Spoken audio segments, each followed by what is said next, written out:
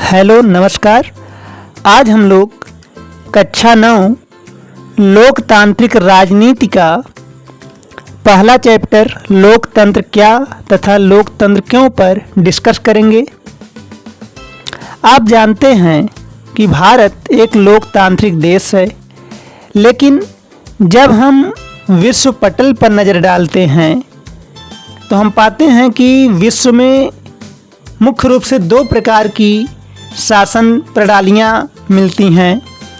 एक को हम राजतंत्र कहते हैं तथा एक अन्य को हम लोकतंत्र के नाम से जानते हैं। तो आइए थोड़ा सा राजतंत्र और लोकतंत्र के बेसिक डिफरेंस को समझते हैं, उसके बाद हम अपने मुख्य टॉपिक लोकतंत्र डेमोक्रेसी पर आते हैं।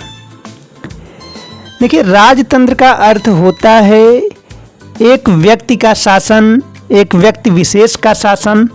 वहीं लोकतंत्र जनता का शासन होता है।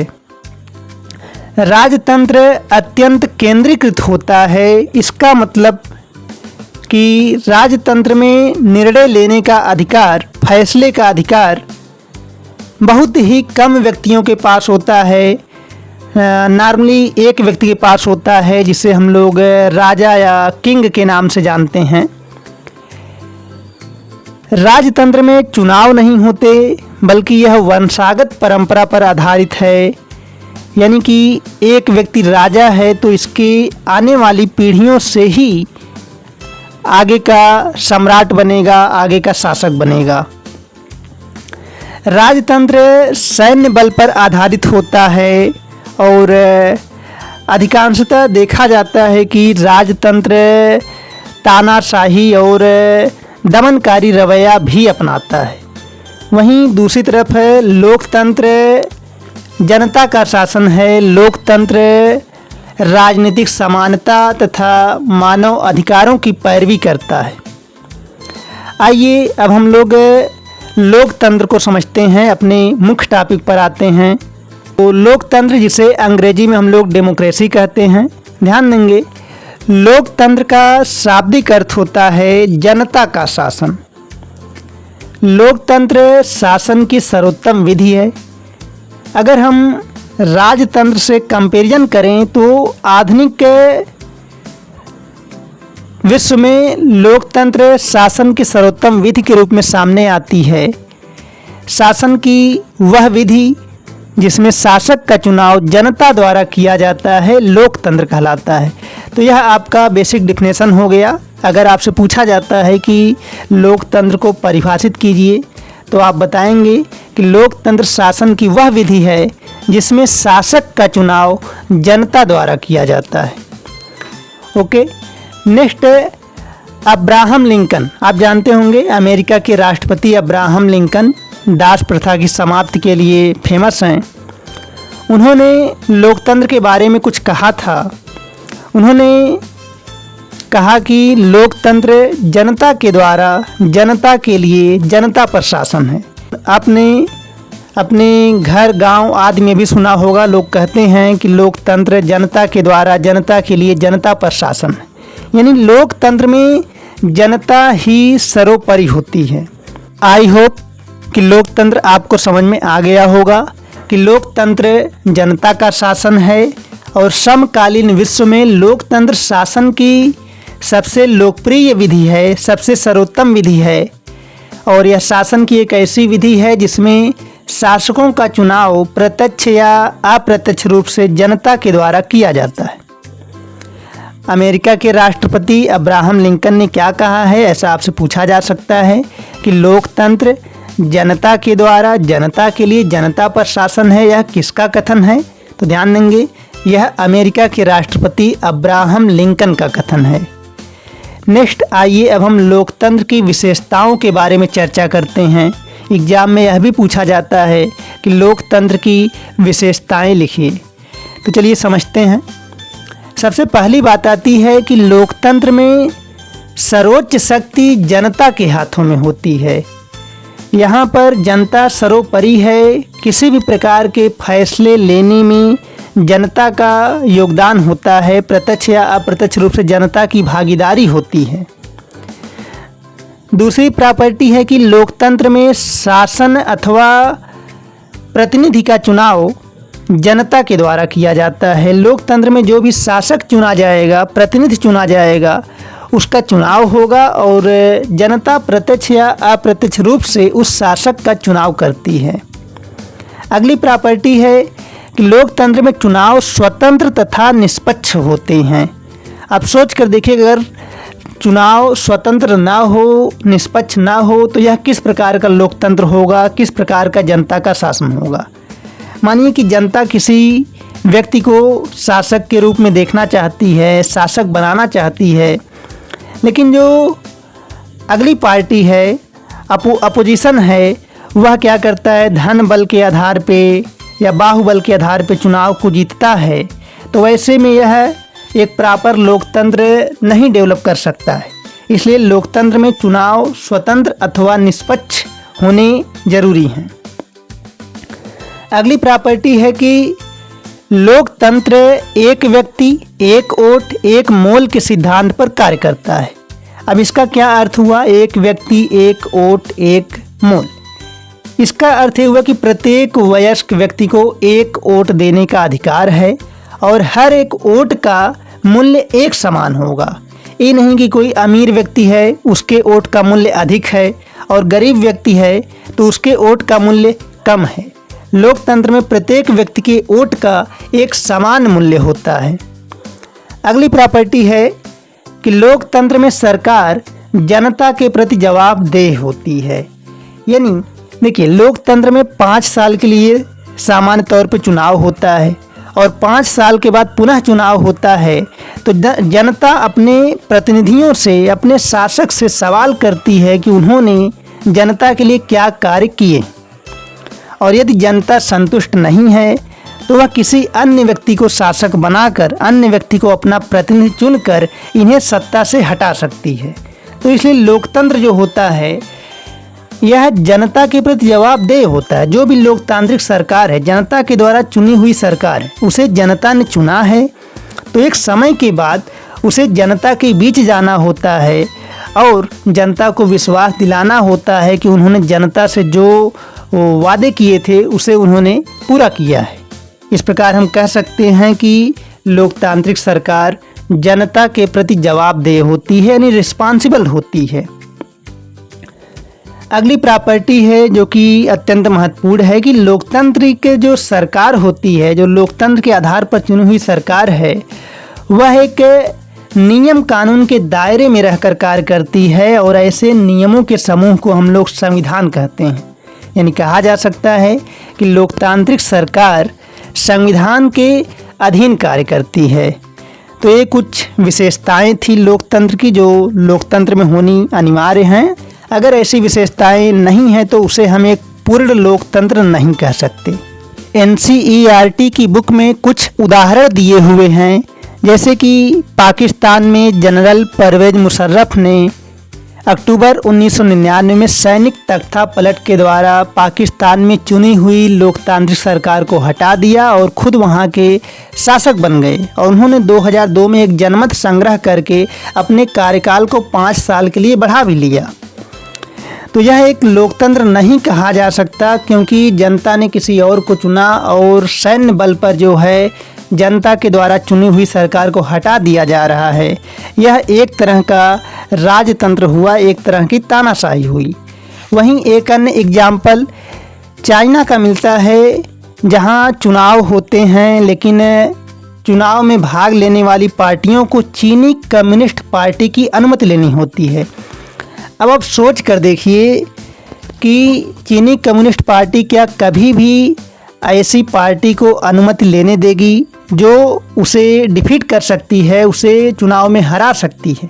तो वह हमेशा बहुत ही छोटी छोटी नॉर्मली पार्टियों को जो है अनुमति देती थी। अब हम लोग लोकतंत्र के पक्ष में और लोकतंत्र के खिलाफ कुछ तर्क को समझने का प्रयास करते हैं, यानी कुछ ऐसी बातें करेंगे जहां हमें लोकतंत्र एक अच्छी शासन व्यवस्था के रूप में मिलता है, तथा कुछ लोकतंत्र के खिलाफ भी बातें होंगी कि लोकतंत्र में क्या कमियां होती हैं। क्योंकि जब भी किसी चीज़ का विश्लेषण किया जाता है तो उसके हानि और लाभ दोनों पर चर्चा की जाती है। तो चलिए हम लोग पहले पक्ष में चर्चा करते हैं कि लोकतंत्र के लाभ क्या हैं, यानी कि लोकतंत्र के पक्ष में हम लोग तर्क देने वाले हैं। तो देखिए, लोकतंत्र के पक्ष में पहला तर्क ये होता है कि लोकतांत्रिक शासन व्यवस्था अन्य शासन व्यवस्था जैसे कि राजतंत्र, तानाशाही, सैन्य बल पर आधारित सरकारों से बेहतर है, क्योंकि यह शासन का अधिक जवाबदेह स्वरूप होता है। आप जानते हैं कि राजतंत्र में शासक का जनता के प्रति कोई भी उत्तरदायित्व सामान्य तौर पर बनता नहीं, लेकिन लोकतंत्र में ऐसा नहीं है। लोकतंत्र में सरकार को जनता के प्रति जवाबदेह होना होता है। इसलिए जनता की दृष्टि से अगर देखा जाए तो लोकतंत्र जो है अन्य शासन व्यवस्थाओं से बेहतर है। यह अधिक जवाबदेह स्वरूप यानी कि अधिक रिस्पॉन्सिबल होता है। अगला तर्क यह है कि लोकतंत्र के फैसले तर्क वितर्क से होते हैं। अब सीधी सी बात है कि दो पक्ष होंगे, तर्क वितर्क करेंगे। एक सत्ता पक्ष होगा, एक विपक्ष होगा। अब इनके तर्क वितर्क से होता क्या है कि बेहतर निर्णय की संभावना अधिक होती है। इसलिए कहा जा रहा है कि लोकतंत्र के फैसले तर्क वितर्क से होते हैं, जिससे बेहतर निर्णय लेने की संभावना अधिक रहती है। अगला तर्क यह है कि लोकतंत्र मतभेद और टकराव का शांतिपूर्ण समाधान उपलब्ध कराता है। अब आप समझिए कि कोई फैसला है जिस पर दो अलग अलग वर्गों में टकराव है, तो लोकतंत्र में चुनाव होते हैं। अब यहाँ देखा जाता है जनमत संग्रह के द्वारा कि किस पक्ष को लोग ज़्यादा सपोर्ट कर रहे हैं और उसे वरीयता मिलती है। अन्य पक्ष को भी यह स्वीकार करना होता है कि अधिक लोग जो है इस बात को चाह रहे हैं, इसलिए इसे स्वीकार किया जाना चाहिए। लोकतंत्र के पक्ष में अगला तर्क यह आता है कि लोकतंत्र राजनीतिक समानता के सिद्धांत पर आधारित है, यानी कि प्रत्येक नागरिक को कुछ न कुछ किसी न किसी प्रकार से राजनीतिक अधिकार प्राप्त होते हैं। जैसे वयस्क मताधिकार, यानी कि 18 वर्ष से अधिक उम्र के प्रत्येक व्यक्ति को मत प्रयोग का अधिकार होता है। तो यह एक राजनीतिक अधिकार है जो राजनीतिक समानता को टारगेट करता है। इस प्रकार से यह नागरिकों का सम्मान बढ़ाता है। लोकतंत्र में राजनीतिक समानता होती है, जिसके कारण लोकतंत्र नागरिकों के सम्मान को बढ़ावा देता है। लोकतंत्र के पक्ष में अगला तर्क यह है कि लोकतंत्र में गलती ठीक करने का अवसर भी मिलता है। लोकतंत्र की खूबी यह भी होती है कि अगर बाय मिस्टेक की कोई गलत फैसला हो जाता है तो उसे सुधारने का भी अवसर मिलता है, उसमें संशोधन के भी अवसर मिलते हैं। तो यह कुछ बातें थी जो लोकतंत्र के पक्ष में थी।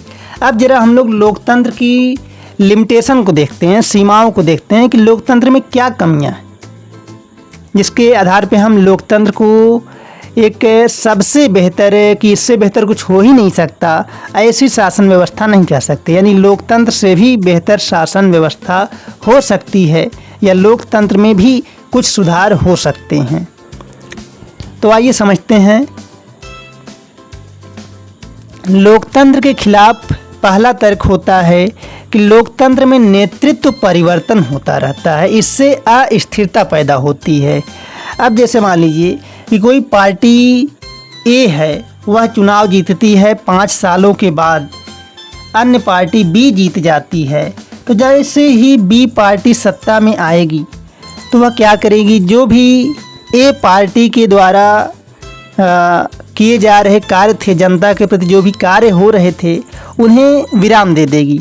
इस प्रकार से एक अस्थिरता पैदा हो जाती है। नेक्स्ट, लोकतंत्र के खिलाफ अगला तर्क यह है कि लोकतंत्र का अर्थ राजनीतिक लड़ाई और सत्ता का खेल है, अतः यहाँ नैतिकता की कोई जगह नहीं होती। आप में से बहुत लोग पॉलिटिशियन शब्द सुनते ही, राजनीति शब्द सुनते ही एक घृणा का अनुभव करते हैं, मन में घृणा होती है। इसके पीछे का सबसे बड़ा कारण यही है कि लोकतंत्र पर्दे के पीछे क्या है कि राजनीतिक लड़ाई और सत्ता का खेल है। यहाँ जनता के प्रति रिस्पॉन्सिबल होने से कहीं ज़्यादा केवल और केवल सत्ता पाना मुख्य उद्देश्य होता है। इसलिए यहाँ नैतिकता की कोई जगह नहीं होती। यहाँ भ्रष्टाचार होते हैं। चुनाव में कई बार भ्रष्टाचार खुलेआम सामने आता है, जैसे कि धन बल का प्रयोग करना, बाहुबल का प्रयोग करना। तो इस प्रकार से हमें देखने को मिलता है कि लोकतंत्र केवल और केवल सत्ता का खेल है। यहाँ अंतिम उद्देश्य सत्ता प्राप्त करना होता है। यहाँ जनता के प्रति जवाबदेह होना, जनता के प्रति रिस्पॉन्सिबल होना पहली प्राथमिकता नहीं है, बल्कि पहली प्राथमिकता क्या है? सत्ता का खेल, यानी कि सत्ता पाना। लोकतंत्र के खिलाफ अगला तर्क है कि लोकतंत्र में व्यापक चर्चा और बहस के कारण फैसले में देरी होती है। लोकतंत्र में अधिक लोग भाग लेते हैं, इसलिए सभी को चर्चा में शामिल करना होता है, सभी से तर्क वितर्क किया जाता है। तो किसी भी कानून को पास होने में, किसी भी लाभकारी योजना के पास होने में बहुत अधिक समय लगता है। तो यह तर्क दिया जा रहा है कि लोकतंत्र में फैसले लेने में देरी होती है। यह एक लोकतंत्र की कमी है। इसमें सुधार की आवश्यकता है कि लोकतंत्र में भी चर्चा भी हो जाए और फैसले भी अतिशीघ्र हो सकें। लोकतंत्र के खिलाफ अगला तर्क है कि लोकतंत्र में प्रतिनिधियों को जनता के हितों का पता ही नहीं रहता है, जिससे बहुधा गलत फैसले होते हैं। कई बार जिन प्रतिनिधियों का हम चुनाव करते हैं, उन्हें यही नहीं पता होता कि जनता का हित किसमें है। वह अपने स्वविवेक से निर्णय लेते हैं और इससे होता क्या है कि कई बार गलत फैसले होते हैं और जिसका सारा ठीकरा जनता के ऊपर फोड़ दिया जाता है कि उसने गलत व्यक्ति का चुनाव किया था। तो इस प्रकार से कहा जा रहा है कि लोकतंत्र में जो जनप्रतिनिधि होते हैं, यानी जो नेता होते हैं, उन्हें जनता के हित का पता नहीं रहता, जिससे बहुधा यानी बहुत बार गलत फैसले होते। तो यह लोकतंत्र के खिलाफ तर्क थे। आज हमने लोकतंत्र पर चर्चा किया, लोकतंत्र की विशेषताओं के बारे में जाना और लोकतंत्र के कमियों और अच्छाइयों पर भी व्यापक चर्चा की। और अंतिम रूप से अगर हम देखते हैं तो अगर आप राजतंत्र की समझ रखते हैं तो आप पाएंगे कि लोकतंत्र इन सभी कमियों के बावजूद राजतंत्र से सर्वश्रेष्ठ शासन पद्धति है। इसीलिए कहा गया था कि लोकतंत्र समकालीन विश्व की सर्वोत्तम शासन प्रणाली है, सबसे लोकप्रिय शासन प्रणाली है। आज के समय में विश्व के अधिकांश देश लोकतांत्रिक हैं और कुछ अन्य देश हैं जो लोकतंत्र के मार्ग पर अग्रसर हैं। हमारा यह लेसन यहीं समाप्त होता है। मिलते हैं नेक्स्ट क्लास में।